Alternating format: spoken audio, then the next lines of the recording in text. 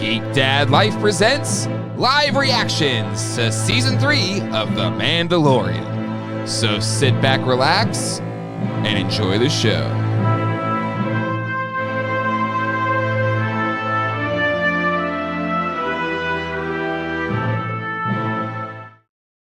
Hello, everybody, and welcome to live reactions to Mandalorian Season 3. Tonight, we're going to talk about The Treasured Tome, Chapter 22, Guns for Hire. The most surreal fever dream of an episode of the show that we've had so far. With me on this journey of talking about Lizzo and Jack Black are my good friends, Ralph and Matt. Gentlemen, how you doing tonight? Doing well. Excited to be here. Only just slightly disappointed that Ralph did not do his beard in a curly. Yes. That all the time. Yeah. It's so out of control right now. You could have totally done the Jack Black, you know, like get the little wax in there and kind of give it a little curly cues here and there. I should have just straightened it up to begin with. It's in between shoots. So I get it. I go and actually get a haircut. I didn't mean to put that much pressure on you. So wait, but are you in front of the camera? Like, you're a producer, right? You're not supposed to be in front of the camera. Yeah, but when you're dealing with like actors and sure, you know, I don't want to show up looking like a dork. Mm-hmm. Like, I try to make myself as presentable as possible. Sure. Just out of respect for the thing. I respect that, Ralph. This show, on the other hand, I don't give a rip about. You guys are actually what my matching beard looks tonight. like. You both have the heather gray. The heather kind of, yeah. Mm-hmm. So I cut my bangs because my hat, it hurts my forehead if I wear my hats on too long like this. I cut my bangs. Wow. But anyway, gentlemen, I'm so glad to be here to talk about this episode tonight, because it's not always an episode is necessarily like, we need to talk about this. And usually there's ones like, oh, that was so insane, I can't wait to talk about it. But this was it was out of left field. I will just come out and say it right away. I loved this episode, but I totally can see how people hated it. But I walked away, I was like, that was so much freaking fun. But again, I can see how people maybe would be like, this is, what the hell is going on with this show? Ralph, what was your kind of, I know you already talked about this on live action Star Wars, but like, what was the episode ended, what was like your first feeling? So like, here's the thing, like, I like when Star Wars is nuts and like completely out there. Yeah. Which this was. Unfortunately for me, it was the most side questy episode ever. Very much so. That being said, like all the stuff that was bonkers in it, I loved. I loved all the bonker stuff. It felt like a Clone Wars episode. It was very Clone Warsy. Yep. And you guys know you hate Clone Wars. That Clone Wars is the worst thing ever put on this planet by anybody ever. Come on. Get out of it. No, it was fine. It was fine. I understand. It totally threw me off.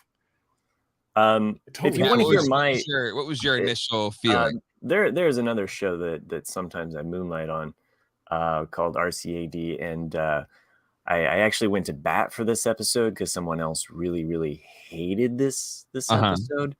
And I was like, I loved it. And I think one aspect that you touched on, Jay, you mentioned that it's surrealist.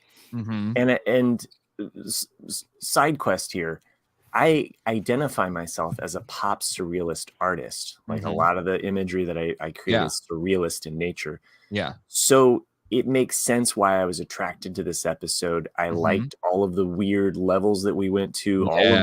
I actually enjoyed that kind of like, now we get this. Now we get this. And so I liked all of those kind of funny, weird things. And if that wasn't for you, okay, you know, so be it. Yeah. I think where I get upset with people, and so maybe I'm more extreme than you, Jay, because I am like, this is the way.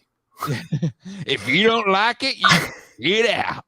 I think the part that I'll go to bat for this episode is that when someone might say that it was a ridiculous way that the Darksaber was passed, I'm like, I felt like this was telegraphed in episode 2. Yeah, We've been saying it for months about it. That was we talked about it, and like, that was isn't it hers now? Like that was, and to me, I felt like that was logical. We saw that play out.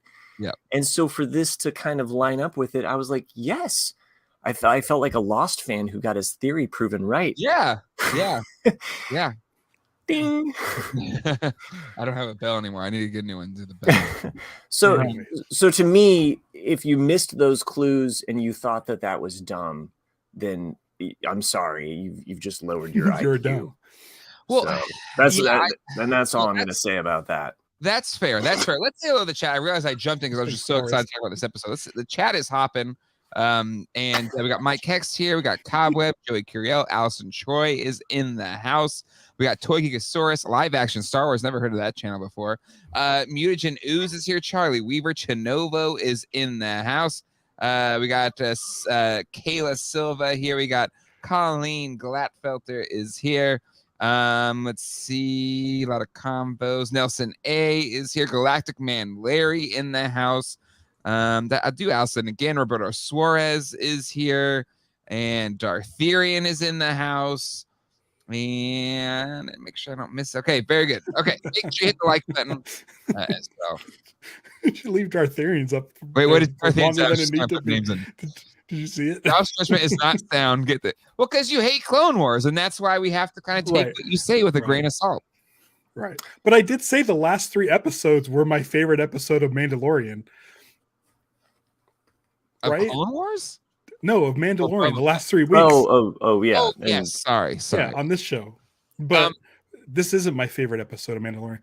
But it has some of my favorite stuff in it. Can I just say, first of all, that the blue protocol droid, like I don't buy toys. I don't buy toys. Yes. But I would get a Black Series that dude. Yes. That dude was metal, though. It needs to be black metal. Yeah. There is a Prince song. I can't sing it on this because Jay won't let me, but it's called Sex Deep. Well, here's the thing. I just don't want to. I love that. I love that. Since you do such a great Prince impression, they might mistake it for the actual Prince song, and I just can't risk that right now on the channel. It was beautiful. It was a beautiful thing. It was really good. I thought I loved all the joy. Again, it was very side questy. It felt very much like a one-off Clone Wars episode, but I thought it was a lot of fun. And to me, I love the insanity of it all. But I guess let's just start with the thing that had all the annoying people on the internet up in arms, the whole Bo-Katan having the Darksaber. Oh, it looks so much cooler when Mando had the Darksaber. I get it. I understand it from that sense. Like, why does a girl have to have it though? Yeah.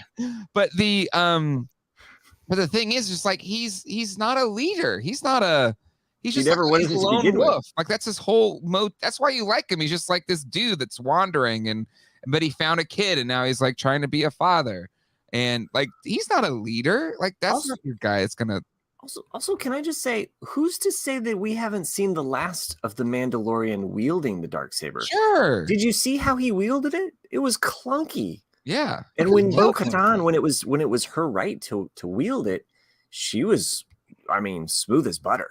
So I'm just saying, like, maybe this whole Darksaber thing isn't over, or maybe it doesn't matter to begin with. And the whole story about the Mandalorian is about Din Djarin and Grogu, right? I agree, and that's where I always thought it was like, okay, this is setting up conflict, but even from the beginning, I thought if you have Bo-Katan there, taking it away, like I liked the it was in Rebels, right, where Sabine Wren gives her the Darksaber, and she's gonna lead Mandalore, and it felt great, but then. They did the sequel thing. It was like, okay, remember when you felt great that everything was going to be fine? It went to crap and they all died and everybody's miserable now. And so, and then the quest has to become, okay, let's try and get back to whatever we had. And so to me, I thought it was earned. And like we said on episode 2, is like, I think it's hers by right because he lost it and she beat the dude that took it. Defeated him. Yeah. Yeah. So people complaining about it, I'm sorry. It just, to me, it seems a little more disingenuous when it was set up like earlier in the season. Yeah. I like the elements of the season are clicking together like little gears, so maybe it's a little clunky in some parts. I think the bright aspects of this episode were kind of unique. It felt like a prequel movie in that way. Like whenever we have bright, shiny things, it always feels like we're going back to Phantom Menace. Yes. And whenever we see battle droids, it feels like we're in Attack of the Clones. Yes. By the way, nowhere have I seen an article mentioning that Katie Sackhoff was basically chasing down a Cylon in this episode, right? Oh, good call. Those battle droids look like they have a very Cylon-esque battle droids, right? Yeah, the super battle droids.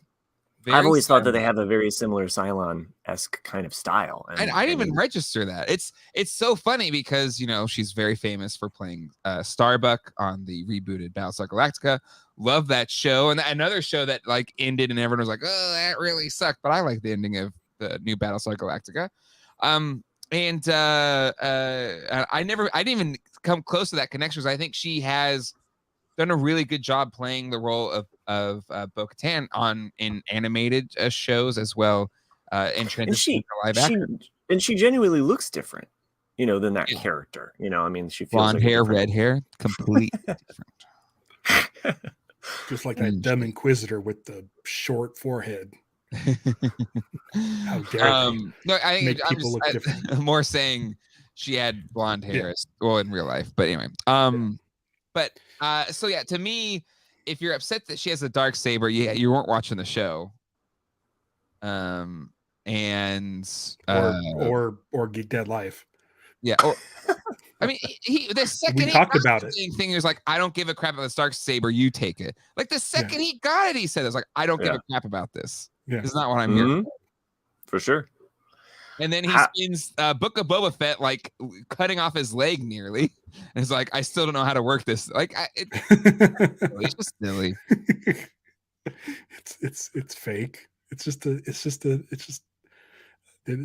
not real people. They're real people, but they're being buttheads, I think. No, I mean the show. It's just sure. Like sure. So now that we've okay. I maybe I shouldn't jump to the end of the episode. Let's talk more about the fact that this opening begins with this Romeo and Juliet story, right? That was so weird. I loved it. I loved it so much. I loved it so much. To me, that was the most Clone Wars, or not Clone Wars, but Clone Wars the cartoon, because it even kind of connected to the whole Lee Char thing. Like I think a lot of fans suspect that this prince is like part of that lineage. Yes. Maybe not. But they did make it up that he is royalty and he's willing to give it all away. I don't know. Maybe it was a nod to the royal family. But it was an interesting, and I loved how. I think it's in Screaming, so I won't spoil it. But this is a Bryce Dallas Howard directed episode. I think she's done a great job on all of the ones that she's directed. But yeah, that opening was very interesting.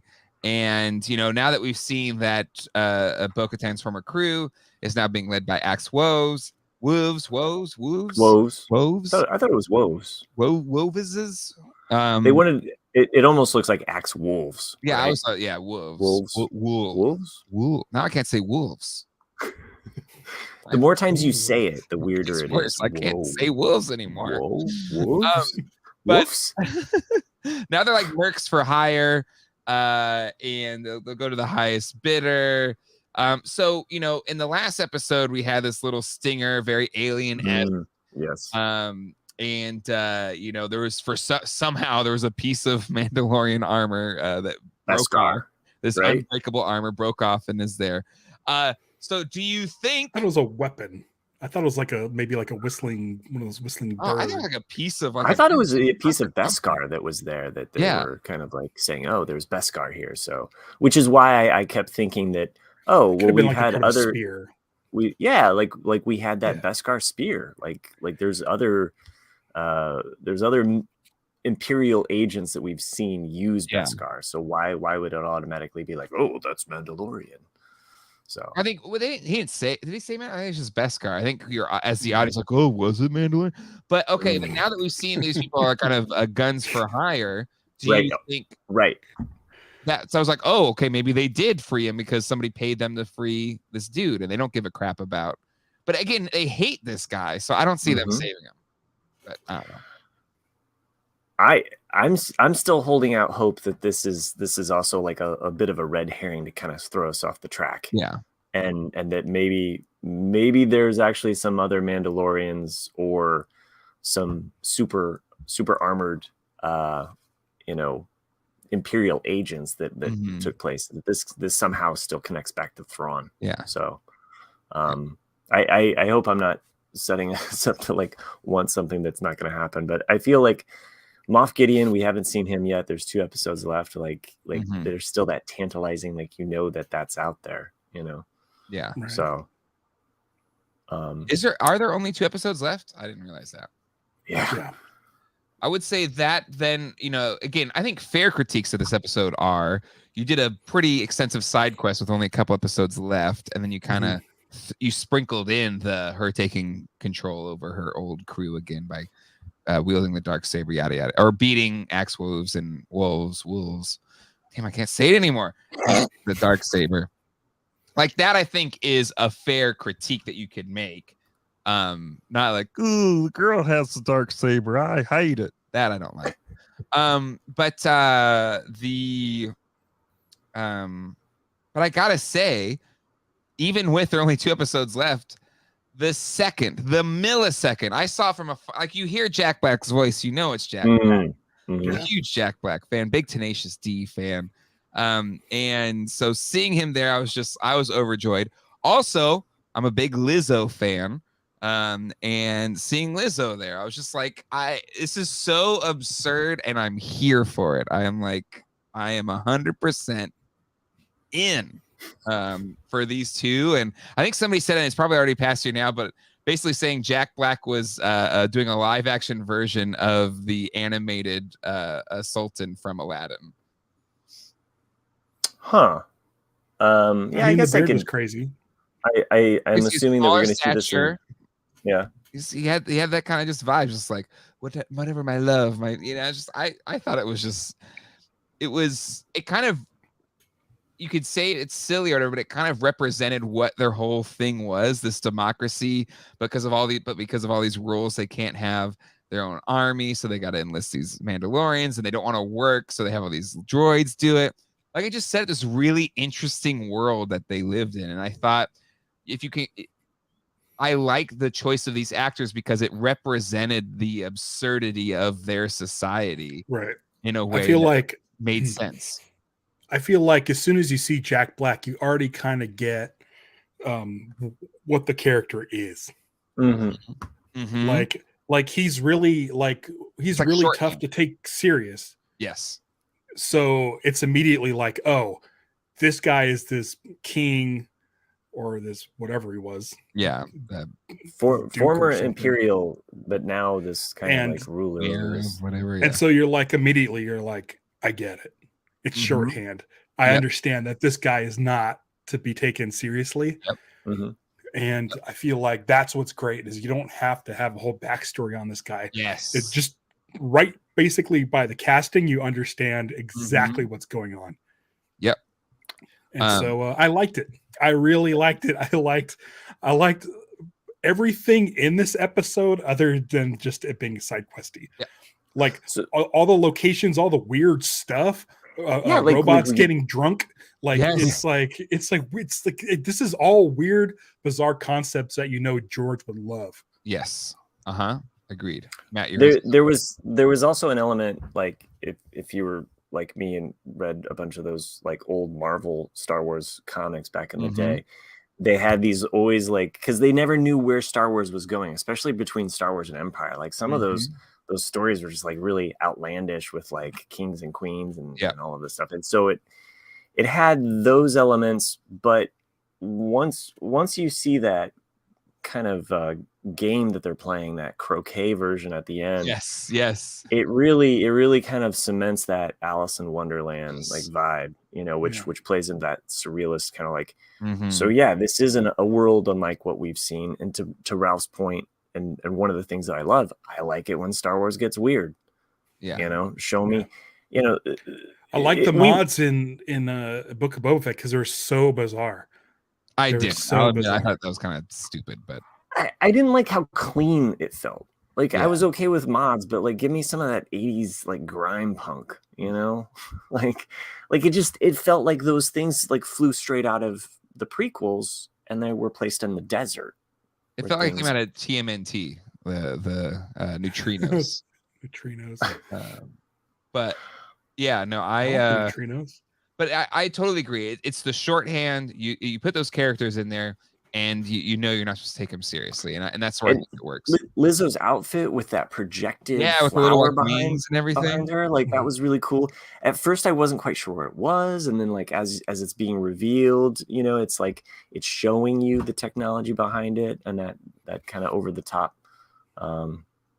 So I think one of my brother who watches it, one of his criticisms was that all of the cameos kind of like almost kind of take you out of that Star Wars world. And so I mentioned that on live action Star Wars. Yeah. Because before I went to go see Solo, there was trailers where I got used to the fact that Donald Glover was going to be Lando.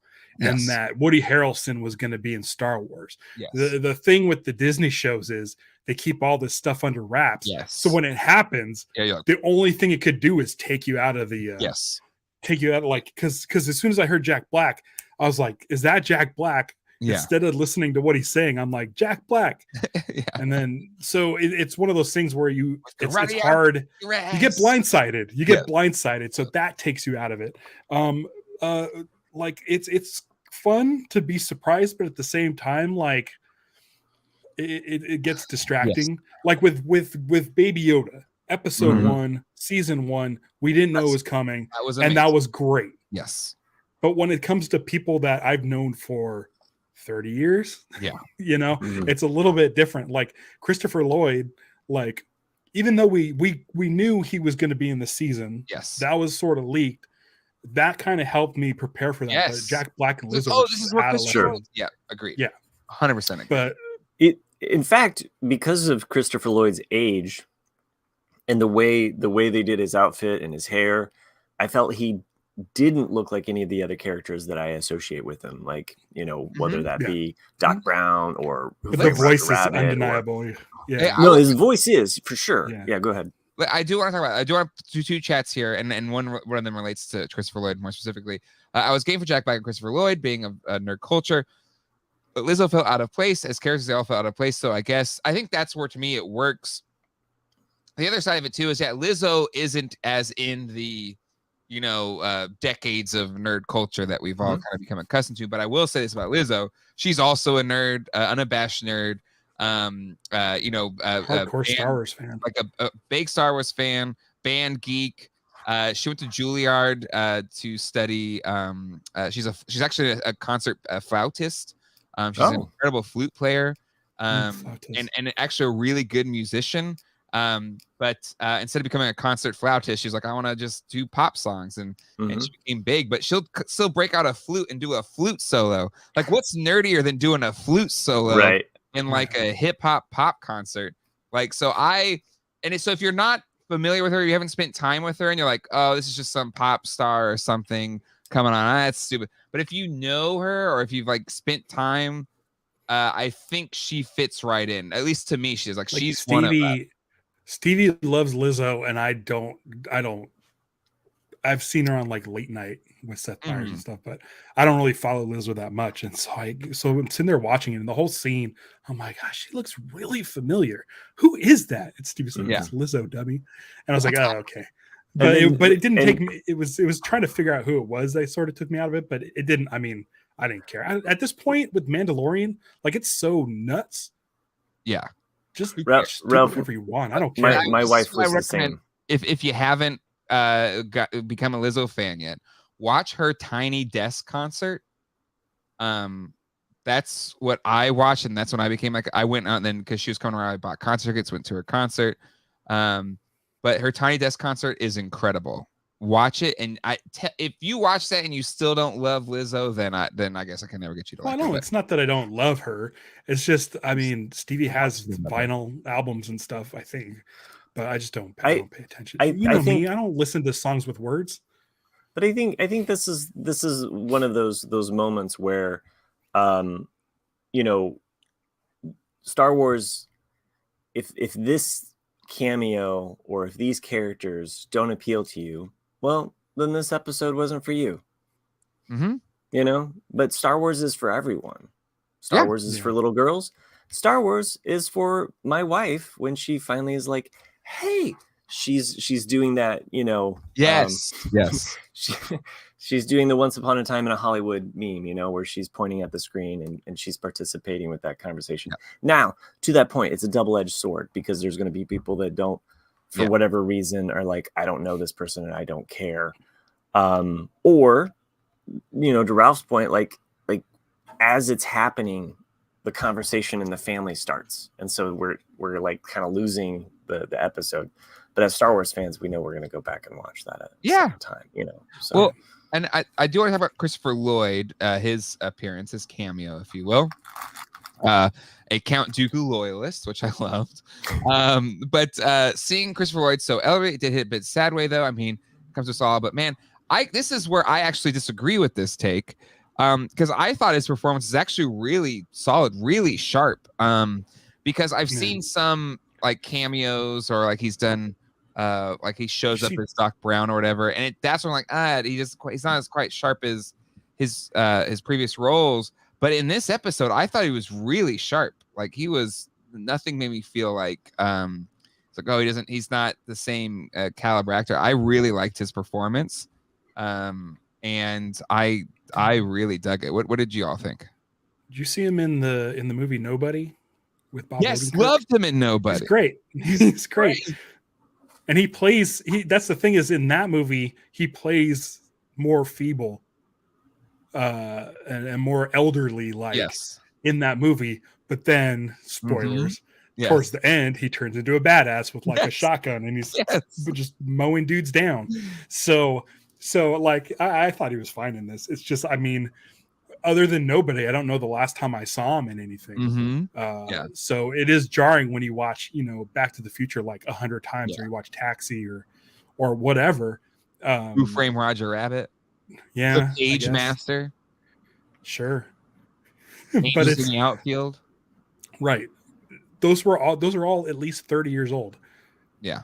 So 30 years is a long time. It is. So, but yeah, I thought he was great. And I love that he played the evil owner of the amusement park. Yes. Like the Scooby-Doo of it all was terrific. Like there's like I like other than it just being a side quest thing and not advancing the story until like the last like 10 minutes. Yes. Like all like the scenes with Christopher Lloyd, the scenes at the bar, the scenes with the scientist, looking at the droid blood or the droid goo, all like it was all so cool and weird and just like this is really getting into some weird stuff with about droids and their station in life and how they outlive humans. So might as well make them happy. We got nothing better to do. We're programmed to serve. We might as well. I love that, and they're like, we love it here because people don't want to use droids anymore. This is like the one place that they can like have a good life. Like and instead of just having a place with oil baths, they're like, oh, we'll make it look like a human bar or a cantina and stuff. Yeah, and you can get your oil bath that way through tubes. I took it to be and argued about this on a different show, but I took it seems ridiculous. But I took it to be that this is how the society wanted it to be. They voted on it. They're like, this is how we're going to service these droids that are going to serve us. I do, and I want to believe that the Ugnaughts are part of that democracy, and they are satisfied by actually doing a good work and doing what they love. Yeah. So I like to believe that they are actually happy in their place there, whether or not. Have you guys seen Logan's Run? 1976 Oh yeah, Logan's of Run. course. Classic. Mhm. Like there's so much iconography from that movie that's in this episode. So with the inclusion of droids serving the people Yeah. just live in this land of luxury, and robots Utopia. take care of everything. Yeah. It's a dome city. It Yep. has a tube system just like this. There was even a laser in the doctor's office. There's a laser fight Yes. thing that happened in Logan's Run too. Very Logan's Run. I know a lot of people are saying it reminded Epcot. them of Epcot. Yeah, But it reminded Yes. me of. it looks way more like Logan's Run. Like it really looks like Logan's Run. And and the thing that cracks me up about Logan's Run is it looks so cheesy. If anybody's seen Logan's Run, it looks very dated. It looks like it's the future is a shopping mall, and everybody wears tunics that are pastel, and they have like feathered hair and stuff. And they murder you when you're, was it 20, 29? What's the 20, 30? 30, yeah. 30? So like 30? when you're 29 turning 30. Jack But- would know more. He was a big, But huge God, fan he of that loves show. that damn movie. Yeah. I Here, gotta say, I love it. Growing up Yeah, with they this should- guy right here, it was like, hey Jay, you want to watch Logan's Run? I was like, fine, sure, we've watched it 100 times, but let's watch it again. They make it to the What's nuts- sanctuary, and then all things.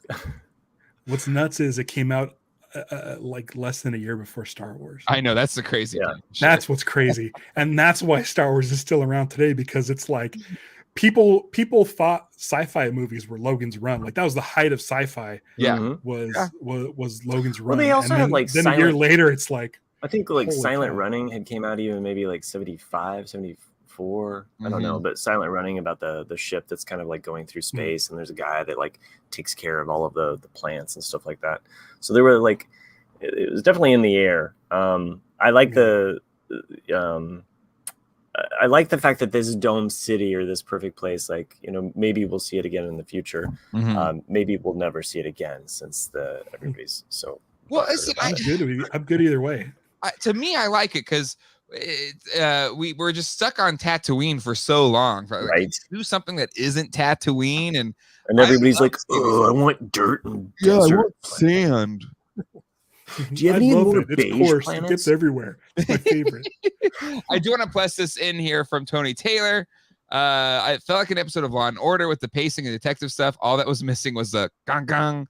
I agree, like, and to the point of like finding out who done it. It reminded me of Attack of the Clones in that way. Yeah, because Obi-Wan was on his side quest where he was doing the detective work to find The best out. part of Clone Wars, or the best part of Attack of the Clones. It was the Obi-Wan storyline. Well, yes, for sure. The pacing, or at least the spacing out of the episodes from season 1. If we look back to that season 6 was that prisoner episode, which felt like a side quest, and that, in that season before we got to kind of like the what's up. I didn't like that one. You didn't like? No, I didn't. Yeah. But Clancy Brown was in it, so that's good. Right? Was it Clancy Brown? Yeah, I think so. No, yeah, he was in that. Yeah, I think you're right. So, yeah, that was also the first Bill Burt episode. So yeah, I like that episode. I thought that was a good episode. I like this comment here from Allison. The episode made me want them to pick up the droid liberation threads they started in the Solo movie. I agree. Especially that blue boy. Yeah, I like that idea. It's something that Star Wars has never gone there with the droids or a droid revolution, and it seems ripe for revisiting that or coming back to that idea. I know they've done it in the comic books as well. So yeah, so it I don't know. I'm here for it. I also liked that black Death Star droid that we got like as soon as like yeah. I usually don't get into Either like Imperial the cool droids, but that guy looked cool. You don't get into cool droids, but they had at least 2 cool droids in this entire episode. Well, remember the Last Jedi? They had the BB-8, but he was like black, and it was like, oh, he's so cool. Yeah, right. Just because it's black doesn't make it cool. But those two guys look cool. Yeah, it does. All the droids in this look cool. They had a couple They of Rex did. droids. Mhm. Oh man. Oh yeah, and then we had the Star Shiny Tours R2 droids units. in there. The Star Tours droids, yep. Like I was just like, I was like, I was the Leonardo DiCaprio and Once Upon a Time in Hollywood. I was like, hey. It was also a little bit of a, is there a romance brewing here between? Are they setting them up? Are they setting them up? And Lizzo? And Lizzo. All three, sure. One other aspect of Lizzo, and her outfit, like, and I know they were going for that Queen kind of style, which definitely comes through, but it also, in some ways, looks like Mickey Mouse ears. And so when I was thinking about that dome being Epcot, and she's got Mickey Mouse ears, like, anyway, it's pretty good. Just a little food for thought. But I like the Logan's Run aspects. So, I like this comment here from Mutagen Ooze. Mando is a show based on the concept of John going to the toy box and playing. It's a fun serial. I may be one of the few that is okay with standalone episodes. I am too, to be honest. I know the only rough part is that we only get 8 episodes. Yeah, a season. Yeah, I like this episode. If it was probably further forward in the season, maybe episode 3. Yeah, or something. Or if you have like 15 episodes, or you have 16 episodes. I still go back to that first episode that we got, and it felt like that episode could have just been a preface or like an introduction. It could have been a Book of Boba Fett episode. Yeah, it really does. It really does. Because I felt like the season really started with that episode too. That was still kind of like, as we began this show, I was like, oh, okay, now we're getting into the meat. Yeah. And the meat of this episode is at the very end. So. No, the meat is at the end. And I do agree. With only 2 episodes left after this, just like, God, what are we doing here? What are we doing? Why are we even here, man? But it's so weird where in a word, but I don't mind it as much because Andor was incredible. So if they do another season of Andor, that's great. Like if Mandalorian is just the fun serial box show adventures of our Mandalorian friends, that's fine. And if Andor is the Star Wars for grown-ups, if Ahsoka is more of a Rebels sequel, live action sequel, and let that live in that space, and then Mandalorian can be the fun adventures of Din Djarin and his Mandalorian friends, then I like how it's reminds me of Spider-Man, because we had the Spider-Man cartoon back in the like late 70s, early 80s, and then it became Spider-Man and his amazing friends, so they could usher in. So and Cobb makes a good point here. We better get IG-11 back in one of the next. Yeah, there's only 2 episodes left. Did we just that whole IG-11 thing was just like, well, whatever. It's got to. I mean, but the N1 is also, where's the N1 at? Yeah, that's fair. I guess he left that back on the Navarro. I guess it's packed on. Yeah, it's parked on Navarro. That's their home now with IG-11. IG-11 was in it the last time we saw. We assume. And this is a fair point with Mike Hex, right? Because the original story ended at season 2, and it was a really nice, satisfying ending. Yeah. And who knows if they've pushed for a 3 or whatever, but and now it's kind of. Clearly, it's trying to find its footing again. I think somebody said earlier it's like phase 4 of Marvel, and maybe it's just a transition season where it's got to maybe find what its core is, and it doesn't know. No, I think its core is Bo-Katan. Yeah, it is. That's the core of the story. You're right. Well, and I mean, I'm okay with that. I like I love Bo-Katan. 2 things. Like one, we knew that they have season 4 plotted out on some level. Probably not beat for beat every episode, but they know the large. So to me, knowing that coming into this season that they already have season 4 plot wise framed out, I'm thinking stuff has got to connect and pay off there. Like we could even be setting up for more coming with that. But even with the end of this. Now we have this fleet. Yeah. Right? Yeah. Pretty much. And who are they fighting? But thank you, Ralph. Like, but that's the thing. It's like they got to retake Mandalore. Well, who's there? The monsters people? Like that's it. Yeah. I have a feeling Gideon's there. Of course. or they run into Gideon along the way. Yeah, because who bombed the castle, Bo-Katan's castle, and the TIE bombers. Gideon. So and there Thrawn is some sort of in a tree. KISS, or wait, it'd be KILLING. Anyway, yeah. I'm not joining. Okay, that's fair. I thought it was good. That's my theory, and I'm sticking to it. No, I like Taking- it. I like it taking a it lot. next. I like it a lot. But I feel like it's probably them. I'm assuming it's them.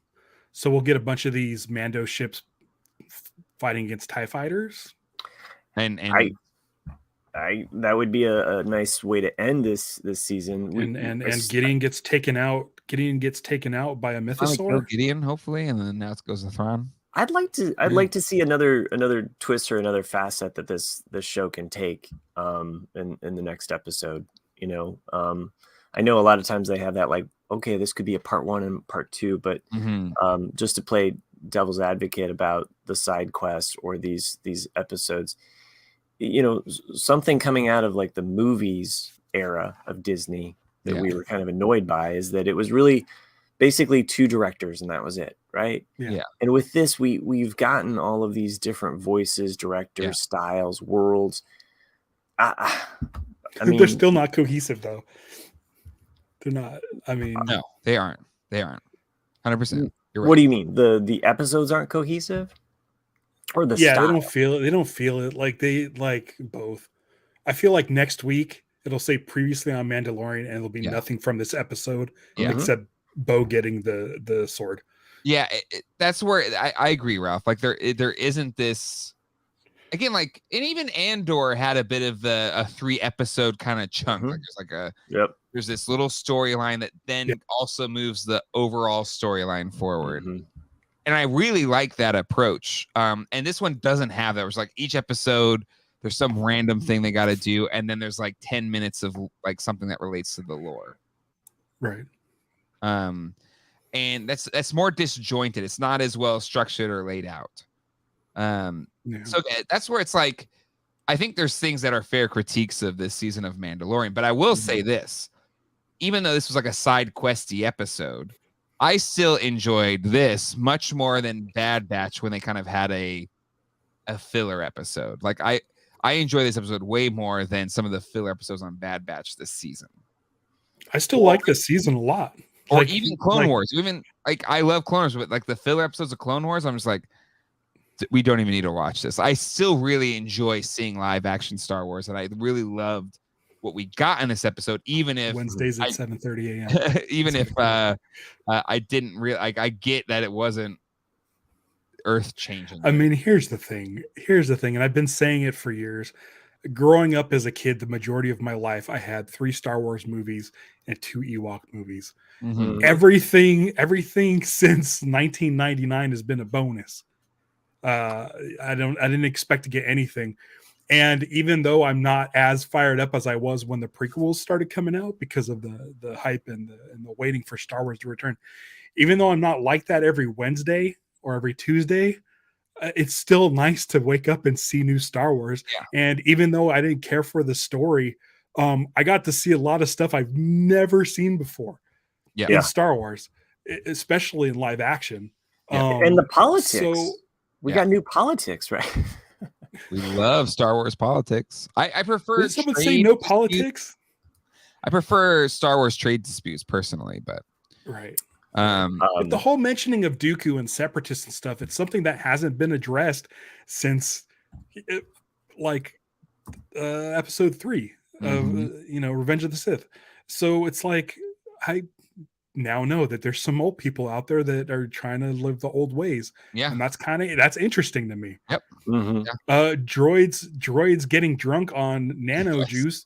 It's really bizarre. And I guarantee you George Lucas would see that and be like, droids at a bar, it doesn't make sense. And then someone gives the like really dorky explanation of what's going on, and they're just doing their oil baths and they're getting drunk off of it. And it's like, that's really like, I feel like George would love that kind of junk. Like there's just weird, bizarre corners of the galaxy where weird stuff is happening.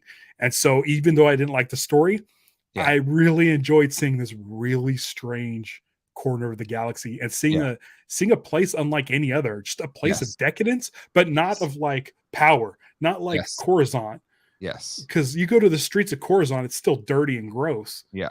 You go to the streets in here, and the droids have cleaned it up all nice and neat. And it's funny because it doesn't look like Star Wars, but now it does because it's been introduced. And that's what I liked about Andor. That's what I liked about the show. You can go to these planets, and like Jakku's kind of boring because it looks just like Tatooine. But you go to like but it's got that ship graveyard. That's the only thing Jakku's got.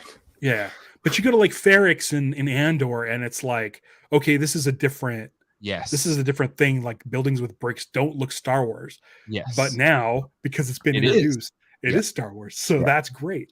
So a clean, like a crystal clean, like a perfectly clean city does not exist in Star Wars. It really doesn't. Cloud City, maybe. Cloud City's the one. Yeah. It doesn't really have like, but even that has some sort of grimy undertones with where the Ugnaughts are. Same with this, but for the most part, like it's something I haven't seen in Star Wars before, and so like I'm all for it. Like keep introducing new stuff. There's only so many deserts I can watch Mando walk through. Agreed. And so like this thing was cool, and the chase was cool, and I loved watching Din kick the super battle droids because they looked like they reacted real. Yeah, like they looked really like those Boston Dynamic droids that like kind of fall over and stand up. So I'm like, again, I liked everything in it. I just wish it wasn't a side quest. Rick Jones mentions Clone City was clean. Topeka City, yes, from Attack of the Clones, and this episode really, I think, harkens back and pulls a lot of those feels from Attack of the Clones. So, of course, with the battle droids, that makes sense because it's a medical facility where they're growing a bunch of fetuses, so you want to make sure it's clean. Like, clean. They probably does have, as soon as you step outside, it's like rain and it's dreary. It's it's as opposed to here, you step outside and you have Naboo, like where it's just the green grass.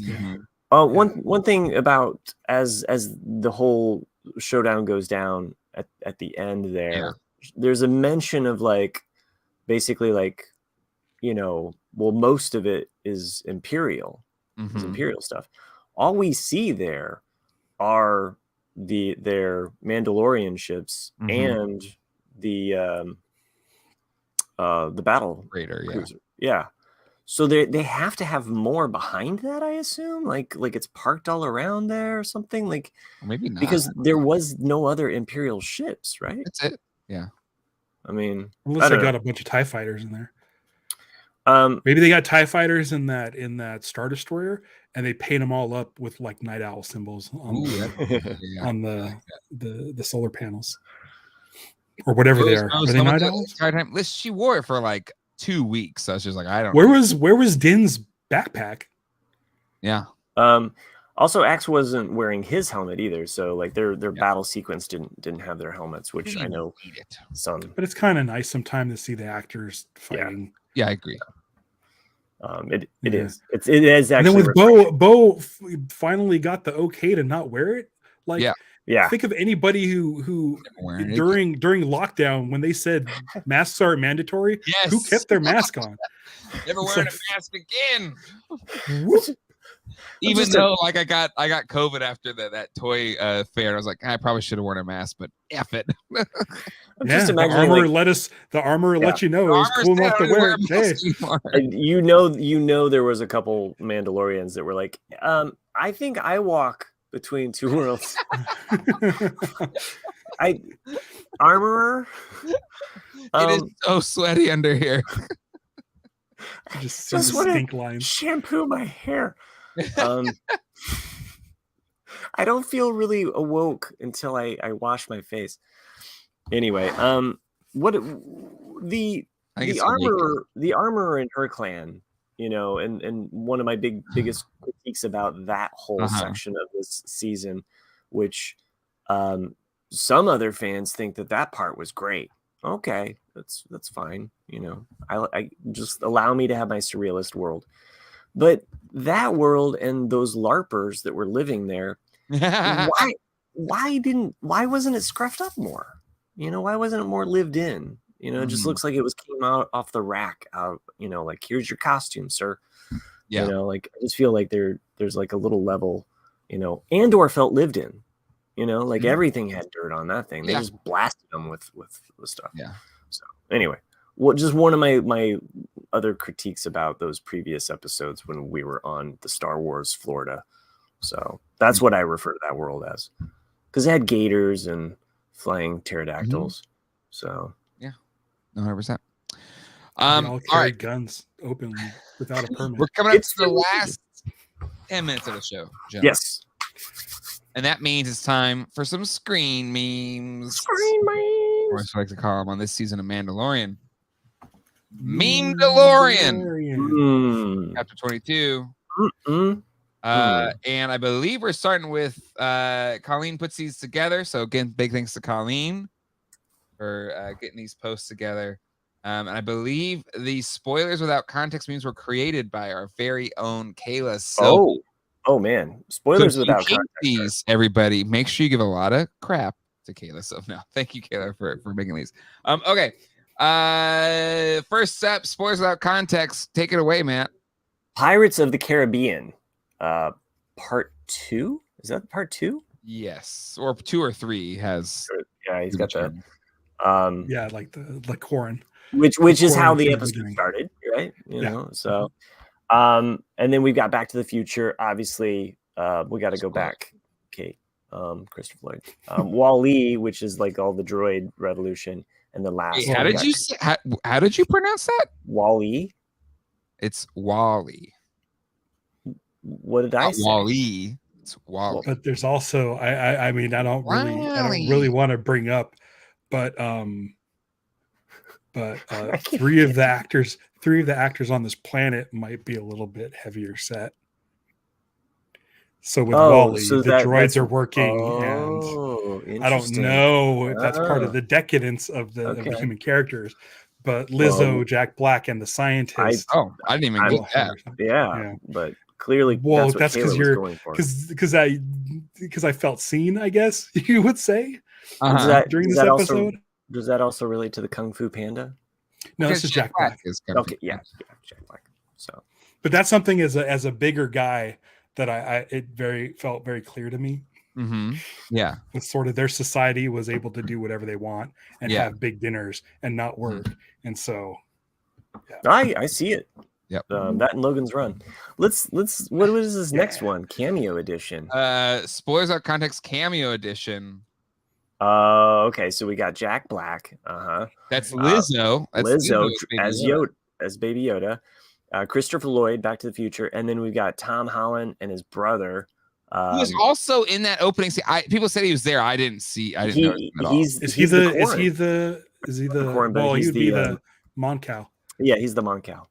Thank you. Mm-hmm. Yeah. And I heard somewhere that Mark Hamill was the voice of the Ugnaught. Really? I don't know if that's been verified. I didn't know that. But I know Holland, Mark Hamill's been in like everything. Yes. Star Wars. Like he does a lot of voices that he doesn't. That would be cool. He slips in. And then this one was Kayla's favorite. I gotta admit, Kayla, I didn't really get this one as much, but it's her favorite. So here it is.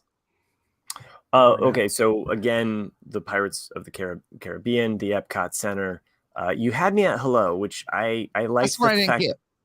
There's a moment where they say you had me at like he says that. So it's a Jerry Maguire reference that snuck its way in. And then Benihana, which I assume refers to the droid that goes crazy and slashes everybody, which I did like that moment in the episode because we don't see it, we just hear it. We hear it. I love stuff like that. So there you go. Love this. Outstanding no notes. The Mandalorian. DeLorean. That's great. Bryce Dallas Howard loves her alien soap operas. If I had a nickel for every time Bryce Dallas Howard added alien romance in her episode, I'd have 2 nickels, which isn't a lot, but it's weird that it happened twice. That's true. I mean, normalize it. It shouldn't be weird. You're right. You're Like right. you got a planet, or you got a galaxy full of creatures. Yes. Let's see some and we also got the frog creatures at the Mad Hatter table at the very opening sequence where we had all of the yeah. But look at those two. They look so in love. They do. They do look in love. I can't wait for Bryce So Dallas Howard's own series that she's going to do, which is all about. Yeah, it's going to be called Alien Love. Alien Love. How Bo-Katan got her groove back. I love it. She doesn't wear a helmet anymore, people, though. She doesn't have to. You know what? I would also take this too. It's weird, but it works. POV here, Bo-Katan chapter 22. Get in, loser. We're going on a side quest. That is exactly what Ralph woke up to. Yes. It's 5:30. I knew it was a long one. Seriously, what does Silver look like? Leaked copy of season 3 outline. I like that he's got the Mandalorian helmet on as well. But it's one of those Family Circus. If you've never read the Family Circus, there's always one where Billy goes around and you see a little dotted line. I'm trying to audio explain it to those that might not, because this is definitely not an audio show. I love this one, the Mandalorian CSI. And they're all wearing sunglasses. Yes. Including Grogu. Yeah. I love that so much. Why do you think he got knighted, by the way? Was it just because he was a really good ball player? Yeah, I don't know, because she can do whatever she wants. I think it's all BS. These two have a key to the city, which is ridiculous. Right? It's ridiculous. It's what they think royalty does, is hand out keys to the city and knight people. And so I thought it was great. She loves Baby Yoda, Lizzo in her life. So to be able to see her holding the actual puppet and her just being in love with it, I'm like, oh my gosh, if anything happens to Din, send Grogu off to this place. Yep, agreed. It also tracks with the fact that he's always leaving Grogu with some caretaker. Yes. You know, so it's like, you got it. Yeah. Well, I think he sees the potential in Grogu. I think he sees that when push comes to shove, like he pushed over that weird like four-eyed Wookiee thing in the episode when the Mines of Mandalore. Like he could just leave him anywhere on his own and Grogu's going to be fine. He's been trained as a Jedi and as a Mandalorian, so he's only his father. He can take care of himself. Adopted him. Yeah. But it's like I trust Lizzo. Oh my gosh. Keep moving here. For Barbie, please. I'm here for it. 100%. I'm so that movie looks like so much fun. I'm here for it. It does. It looks good. Look how happy all these guys are. Yes. That's come on. That's awesome. The Barbie comes with a Darksaber accessory. I liked how I don't know. Yeah, it's weird, but okay. Din's happy thoughts revealed. Din when he finally has an excuse to kick some battle droids. Yeah. Right? I like that played a callback as well, like his own problems with them. So all Filoni needed was a lab, lightning strike, and some chemicals, super battle droids in every piece of Star Wars media. Oh my god. The one that ran was the Mandalorian. Flash. Run through the streets. Yeah, the dude running through the streets was awesome. It was. Yeah, the physics on it looked really good. Yeah, you're right, Ralph. It did look very real world, which was nice. A visionary, I tell you, Lizzo, Christopher Lloyd. Count Dooku was a visionary. Sure, Grandpa. Let's get you to the moon of Paraquat. Which I was curious to see. Like, is that just right next door? It's a moon. It's got to be close. It'd be, yeah. That's no moon. That's a space station. I want to see him return with the Techno Union. It'd be interesting. Wat Tambor's probably still around kicking. He's got the knowledge. Yeah. The Elder Saber. You see, it was me who killed the creature, so that means it's mine. It's a Harry Potter joke. Sure. It's whatever. Oh yes, thanks, Mike. I text you. If you have any memes, send them to Colleen at geekdadlife.com. It's that. And it's Wolverine looking at the Mandalorian holding the Darksaber, which is every fanboy right now as they're crying themselves to sleep. Thank you for including that one. Yeah, No way. These guys are losing sleep like, over it's this gonna stuff. be okay. It's gonna be okay. And again, Mike, you're not liking the saber there. That feel when we could have had all Mandalorian, the greatest lightsaber in the galaxy, but now just has a busted ass R5D4. I'd rather have the R5D4 personally. That's just Yeah. Anyway, Blue all right. boy. Well, that does it for Meme DeLorean. If you want to read at your own leisure, put a link into the chat as well as in the description of this episode. And gentlemen, that'll do it for this episode of Live Reactions to The Mandalorian Season 3. We'll be back at our normally scheduled time, Wednesday, 9:30. So watch Yes, it. I will be there. I am Din, but I'm not out. Maybe Matt will be there. Who knows who'll be there? Maybe we'll have some special guests. You never know what might happen. So hit subscribe and that bell icon. We were at 666 subscribers before we started this, and that feels like an omen. So at least get one more subscriber. But anyway, all right, that'll do it for this episode. We'll see y'all next time. Hasta luego. And goodbye. Take care, everybody.